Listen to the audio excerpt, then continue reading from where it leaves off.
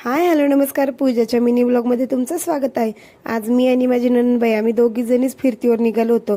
मुलांची स्कूल चालू होणार आहे ना, मग आम्हाला दोघींनाही काय काय गोष्टी घ्यायच्या होत्या म्हणून आम्ही गेलो बॅगच्या दुकानात. अगोदर बॅग आणायला गेलो होतो. बापरे, सार्थूचा आनंद काय वेगळाच होता बॅग घेण्यासाठी.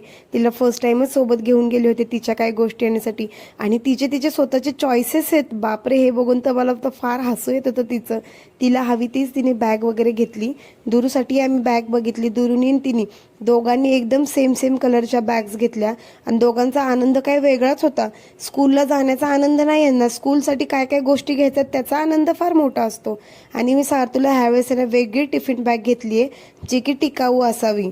आणि त्याच्यानंतर मग आम्हाला ना साड्या जरा बघायच्या होत्या, नवीन नवीन कुठले कुठले पॅटर्न आलेत, साड्या वगैरे घेतल्या. आणि मग लास्टला सार्थूचे स्कूल शूज घेतले.